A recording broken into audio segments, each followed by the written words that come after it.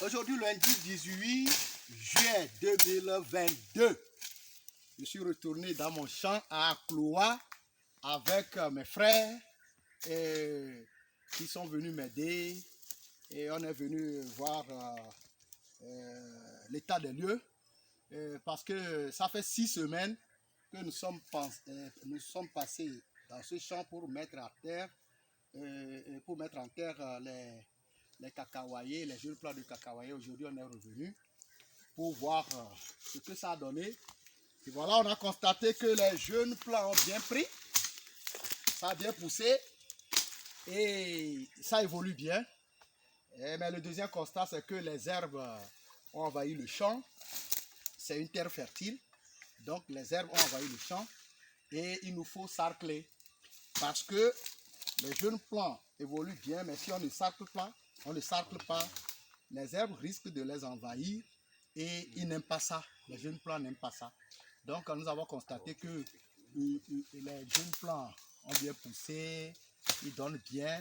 Donc maintenant il faut sarcler. Donc aujourd'hui, on est revenu et le travail qu'on fait aujourd'hui consiste à sarcler tout autour des jeunes plants, dégager les herbes tout autour des jeunes plants, d'abord pour leur permettre de respirer un peu et d'être libérés des jeunes plants, des herbes qui les gênent, et aussi de permettre à ce que la prochaine fois, quand on va venir pour sarcler tout le champ, pour que lorsqu'on serait en train de travailler, qu'on puisse voir que les jeunes plants de cacahuètes puissent être visibles et pour éviter de les couper. Donc nous avons dégagé tout autour des jeunes plants et voilà, la prochaine fois, dans une semaine ou deux, nous allons revenir pour sarcler tout le champ et vous allez voir que les jeunes plants de cacahuètes vont continuer par pousser. Donc je voudrais aussi faire remarquer quelque chose. Dans le champ, vous allez constater que c'est le champ de cacahuètes, mais d'autres plantes ont poussé. Des plantes comme le taro, dont la tubercule est très prisée. Et il y a aussi le palmier qui a poussé de lui-même, le palmier. Et le constat, c'est que le taro est partout. Il y a le taro. Donc c'est pour vous dire que dans le champ de cacahuayers, les jeunes plants de cacahuayers, il y a beaucoup de cultures qu'on rencontre. Et ça, c'est à l'avantage du paysan. On a le taro, on a semé du maïs, on a le palmier qui pousse. Et c'est ça aussi la réalité des terres fertiles de la préfecture de Wawa, particulièrement plus précisément du Litimé. Donc, ici vous avez un trou qu'on a creusé. C'est pour mettre des boutures de bananiers, bananes plantains.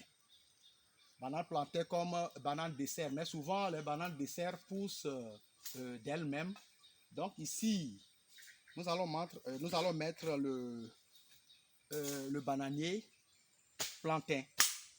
Et ça d'abord, ça nous permet d'avoir le fruit de banane plantain, mais aussi ça permet de donner de l'ombrage aux jeunes plants de cacahuètes qui n'aiment pas le soleil, trop de soleil. Donc comme les bananiers plantains poussent vite, on les plante entre deux cacahuètes pour leur permettre d'avoir de l'ombrage parce qu'ils n'aiment pas trop le soleil. Alors, donc, j'invite les jeunes à s'adonner à l'agriculture. La terre ne trompe pas. Ça commence petit à petit, ça évolue comme ça.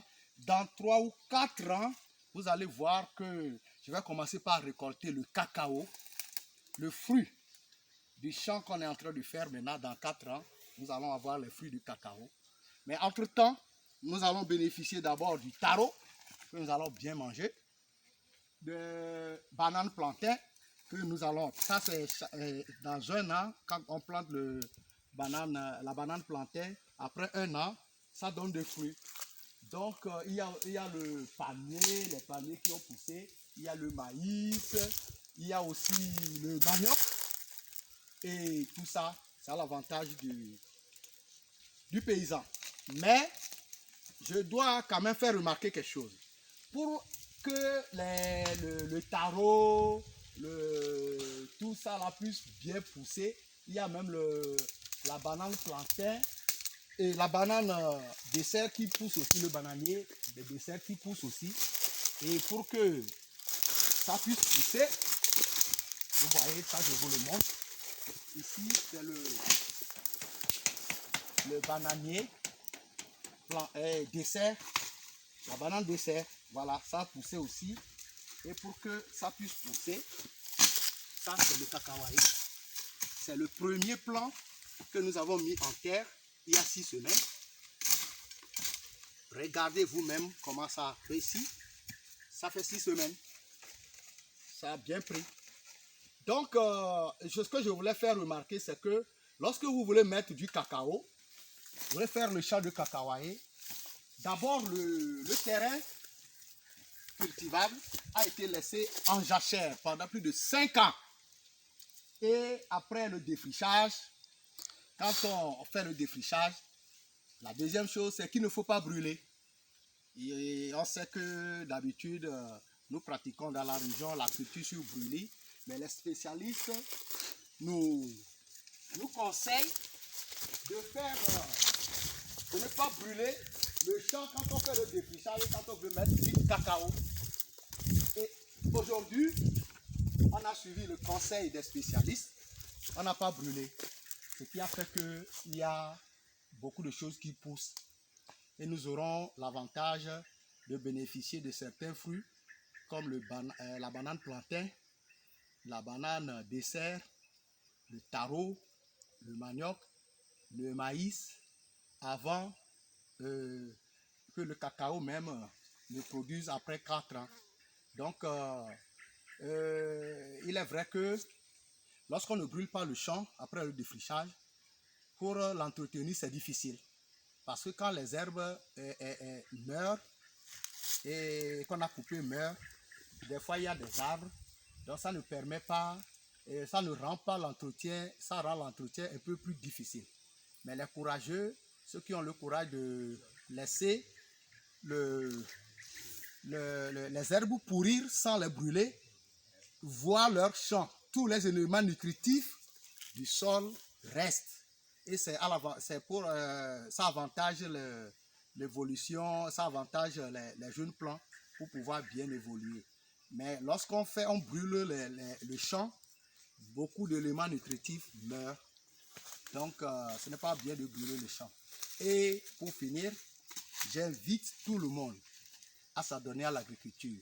Ce n'est pas facile de faire l'agriculture, mais nous, Africains, nous, dans les pays africains, nous savons que 75% de la population active, surtout au Togo, est paysanne.